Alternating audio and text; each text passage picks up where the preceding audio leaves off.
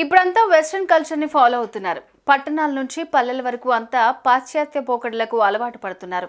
వేసుకునే దుస్తుల కాడ నుంచి వాష్రూమ్లో వాడుకునే కుళాయిల వరకు అన్ని వెస్ట్రన్ కల్చర్లో వాడినట్లుగా వాడిస్తున్నారు.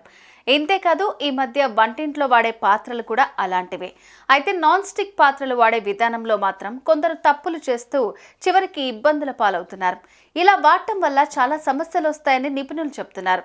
అసలు నాన్ స్టిక్ పాత్రలు ఎలా వాడాలి, నిపుణుల సూచనలు ఏంటో ఇప్పుడు తెలుసుకుందాం.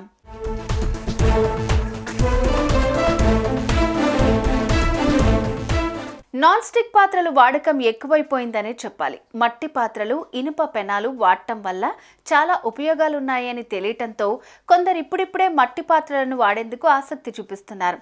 అయితే ప్రధానంగా నాన్ స్టిక్ పాత్రల వాడకం మాత్రం పూర్తిగా తగ్గలేదు. ఇలాంటి పాత్రలను కొన్ని వంటలకు వాడాల్సి వస్తుంది. అతుక్కోకుండా చక్కగా వస్తాయని, త్వరగా శుభ్రం చేయడానికి తేలిగ్గా ఉంటుందని భావించి చాలామంది ఈ నాన్ స్టిక్ పాత్రలు వాడేస్తున్నారు. కానీ వీటి వల్ల టెఫ్లాన్ ఫ్లూ వచ్చే అవకాశం ఉందంటున్నారు నిపుణులు.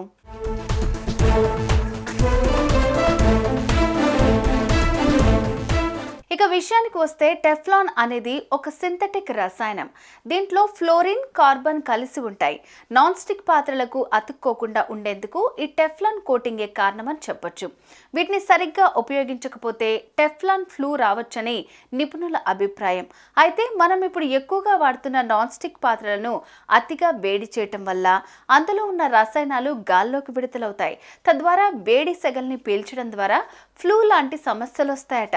దీంతో జ్వరం, వణుకు, దగ్గు, ఛాతీలో పట్టినట్లుగా అవ్వడంతో పాటు శ్వాసకోశ సమస్యలే కాకుండా నెత్తి నొప్పి, వికారం లాంటి ఇబ్బందులు తలెత్తే అవకాశం ఉంటుందని ఎక్స్పర్ట్స్ హెచ్చరిస్తున్నారు.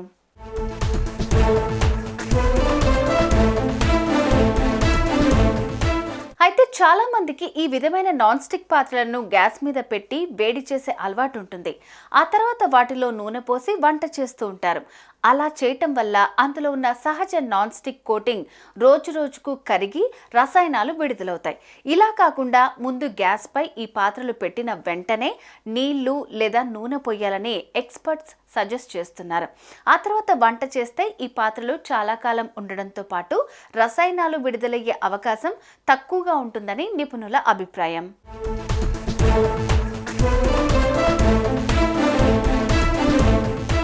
కాగా వంట వండడానికి 260 డిగ్రీల సెల్సియస్ లేదా 500 డిగ్రీల ఫారెన్ హీట్ ఉష్ణోగ్రత కన్నా ఎక్కువ ఉండకుండా చూసుకోవాలి.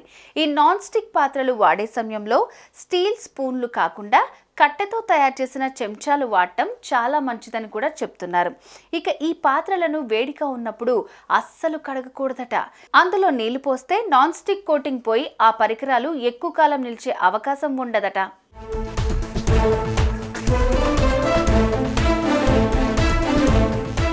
చూసారుగా, ఇలా గనక మీరు నాన్ స్టిక్ పాత్రలను వాడితే చాలా రోజులు రావడంతో పాటు ఎలాంటి ఇబ్బందులు రావని కొందరు అనుభవజ్ఞులు తెలియజేస్తున్నారు.